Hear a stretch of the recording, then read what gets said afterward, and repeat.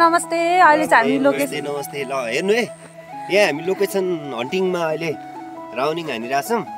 सोनेजी हुनुहुन्छ, सानुजी हो, सानुजी हुनुहुन्छ, अनि हाम्रो दाइहरू हुनुहुन्छ यहाँ गाउँको पछाडि, अनि हाम्रो उहाँ पछाडि हुनुहुन्छ बबाल। देखाइदिउँ त एकचोटि, आउँदै हुनुहुन्छ ल। अहिले हामी चाहिँ यहाँनिर लोकेसन हेर्न आछौँ अनि सबैजना भएर मिलेर अनिल दाई अनि श्याम दाई अनि उकालो हिँडिरहेछौँ। थकै पनि लागिरहेछ, पानी पर्ला जस्तो थियो। ठाउँ चाहिँ राम्रो रहेछ।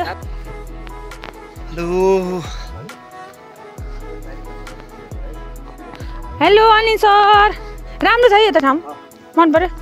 ल ठिक छ, गुड। नै कति 10 मिनट जति यस्तो रिक्सली बाटो, मलाई स्कुटर लिएर आउन यस्तो गाह्रो भयो। म टुक कामिरहेको थियो अनि मैले आएर सानुलाई सोधेँ तिमी कसरी आयो भनेको, सानुलाई पनि सेम डरले टुक हुँदै आएको रहेछ। म चलाइदिन्थेँ नि स्कुटर, हजुर चाहिँ मजाले बसिरहेको भइहाल्छ। त्यही त होइन, नयाँ बाटो भएर एक्सपिरियन्स नभएर होइन, अलिकति मलाई कस्तो भने नयाँ बाटोमा अलिक केही हल्का अगाडि के छ कस्तो छ भन्ने कुरा याद नभएर कति वर्ष भयो हजुर? हल्का नर्भस। म त भयो नि लगभग 12 इयर्स भयो। बल्ल म चाहिँ 15 वर्ष भयो।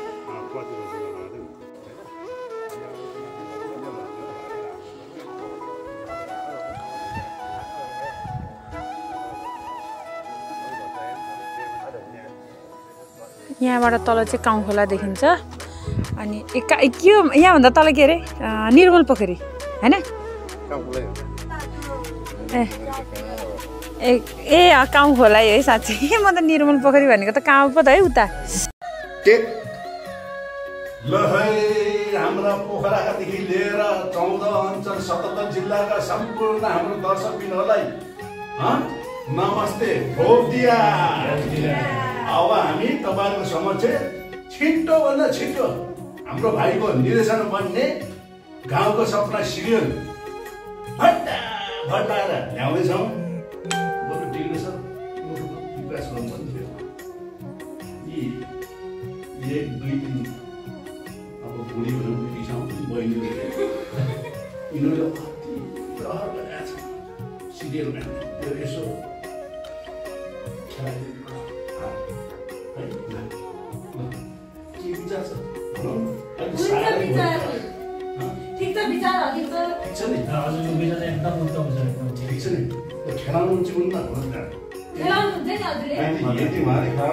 मेरो रूप देखाउँछ फेरि। मैले रूप देखाएँ उहाँको यो मुद्रा पनि हुन्न, जुङ्गा पनि हुन्न, कपडा सबै खोलेर चड्डे मात्रै यो पोखरा भवन नपरोस् उहाँले मलाई।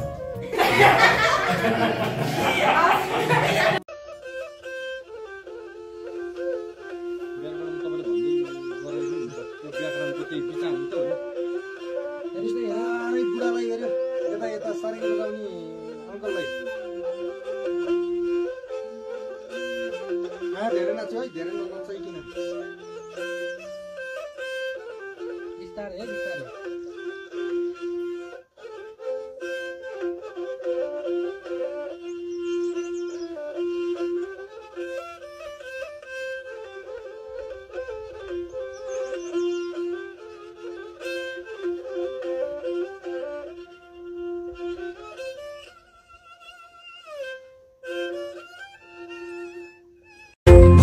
कल्ले देखेको हुन्छ मरिन्छ कि बाँचिन्छ लैलै, सम्झना नै मिठो हुन्छ जुनी